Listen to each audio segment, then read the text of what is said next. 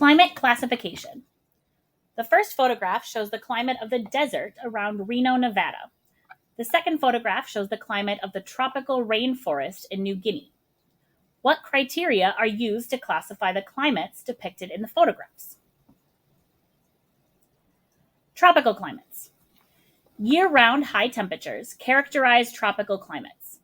In tropical wet climates, shown on the map as orange, high temperatures are accompanied by up to 600 centimeters of rain each year. The combination of warmth and rain produces tropical rainforests, which contain some of the most dramatic vegetation on Earth. Tropical regions are almost constantly under the influence of maritime tropical air. The areas that border the rainy tropics to the north and south of the equator are transition zones, known as the tropical wet and dry zones. The tropical wet and dry zones include savannas. These tropical grasslands are found in Africa, among other places.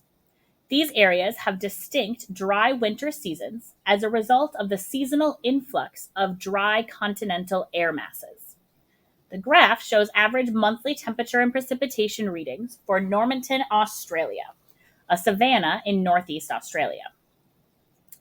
Pause and go summarize tropical climates in question number 7 on page 13 in your science notebook. Dry climates. Dry climates, which cover about 30% of Earth's land area, make up the largest climatic zone. Most of the world's deserts, such as the Sahara, the Gobi, and the Australian, are classified as dry climates. In these climates, continental tropical (CT) air dominates. Precipitation is low and vegetation is scarce. Many of these areas are located near the tropics. Thus, intense solar radiation results in high rates of evaporation and few clouds. Overall, evaporation rates exceed precipitation rates. The resulting moisture deficit gives this zone its name. Within this classification, there are 2 subtypes: arid regions, called deserts, and semi-arid regions, called semi-deserts. Semi-deserts, like the one shown in the photo, are usually more humid than deserts. They gradually separate arid regions from bordering wet climates.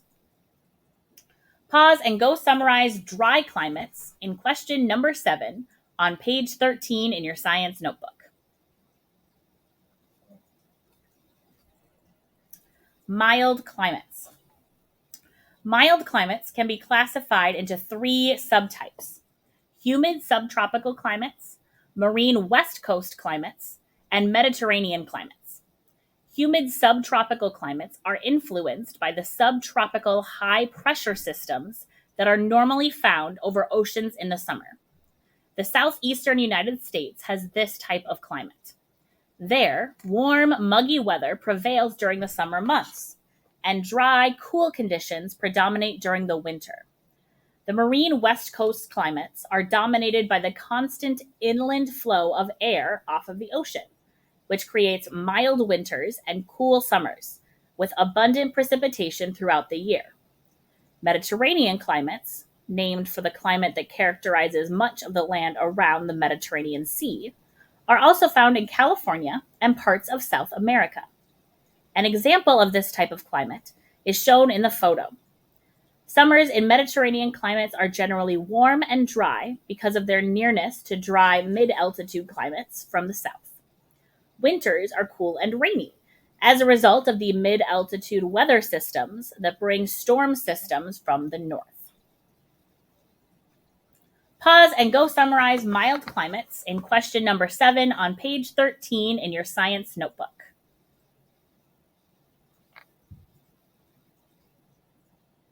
Continental climates. Continental climates are also classified into 3 subtypes: warm summer climates, cool summer climates, and subarctic climates. Tropical and polar air masses often form fronts as they meet in continental climates. Thus, these zones experience rapid and sometimes violent changes in weather, including severe thunderstorms or tornadoes, like the one shown in the photo.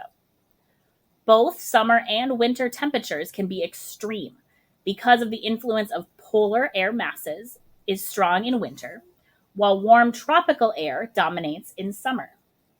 The presence of warm, moist air causes summers to generally be more wet than winters, especially in latitudes that are relatively close to the tropics.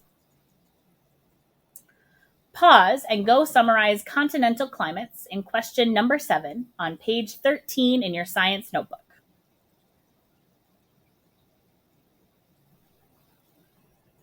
Polar climates.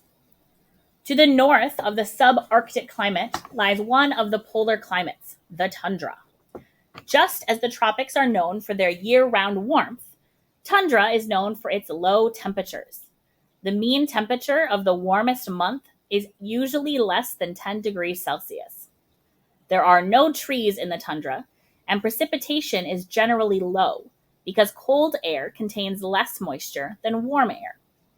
Also, the amount of heat radiated by Earth's surface is too low to produce the strong convection currents needed to release heavy precipitation.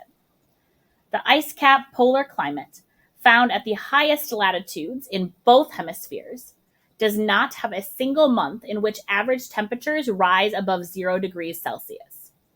No vegetation grows in an ice cap climate, and the land is permanently covered by ice and snow. The photo shows an ice cap polar climate. A variation of the polar climate called a highland climate is found at high elevations. An example of highland climate is found in parts of the Andes Mountains in South America, which lie near the equator. The intense solar radiation found near such equatorial regions is offset by the decrease in temperature that occurs with altitude. Pause and go summarize polar climates in question number 7 on page 13 in your science notebook.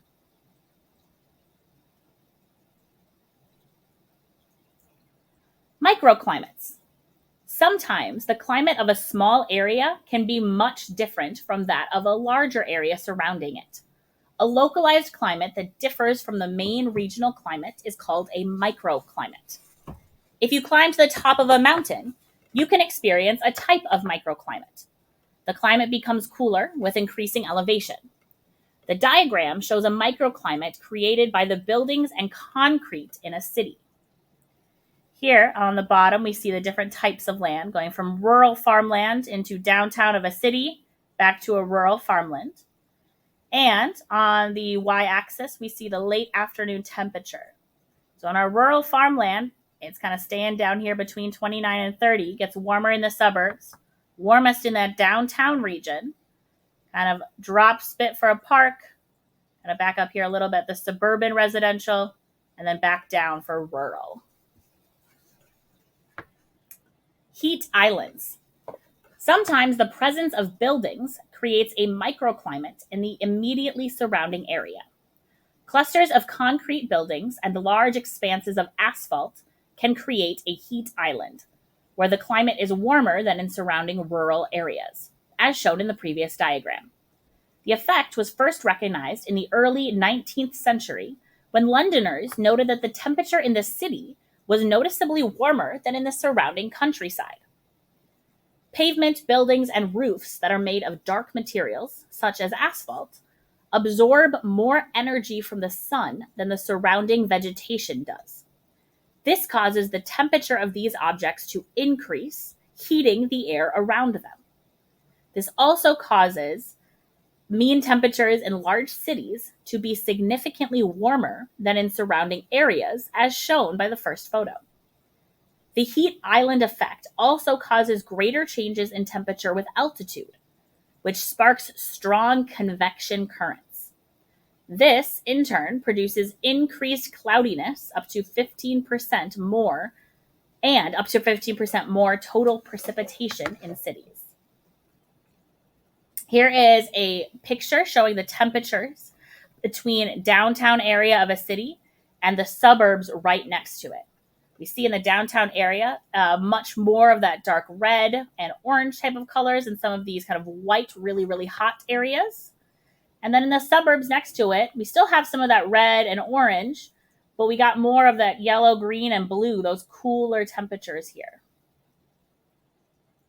These thermal images show the differences in daytime temperatures between an urban area and a suburban area. The coolest temperatures are represented by blue, and the warmest temperatures are represented by red. Heat islands are examples of climatic change on a small scale. Large-scale climatic changes are also caused by both natural events and human activities. Pause and go answer question number 8 on page 14 in your science notebook. Climatic changes and patterns. Some years might be warmer or cooler than others, but climates change over time frames longer than human lifetimes. However, a study of Earth's history over hundreds of thousands of years shows that climates have always been and currently are in a constant state of change. These changes usually take place over long time periods, but human impacts are causing the climate to change faster today than it has at any observed period in the past. Ice ages. A good example of climatic change involves glaciers, which have alternately advanced and retreated over the past 2 million years. At time, much of Earth's surface was covered by vast sheets of ice. During these periods of extensive glacial coverage, called ice ages, average global temperatures decreased by an estimated 5 degrees Celsius. Global climates became generally colder, and snowfall increased, which sparked the advance of existing ice sheets. Ice ages alternate with warm periods, called interglacial intervals, and Earth is currently experiencing such an interval. The most recent ice age ended only about 10,000 years ago. In North America, glaciers spread from the east to the west and as far south as Ohio. When climate changes, it causes the processes that keep Earth as it is to change too. For example, the Gulf Stream is the movement of warm water from close to the equator up north towards the colder areas. This keeps our ocean warm enough to not freeze. However, with the rise in temperature, more and more fresh water is melting into our salty ocean. The melting is slowing down the flow of warm water north. Eventually, it can cool enough to allow the ice sheets and glaciers to grow and advance across populated areas. Pause and go answer question number 9 on page 14 in your science notebook.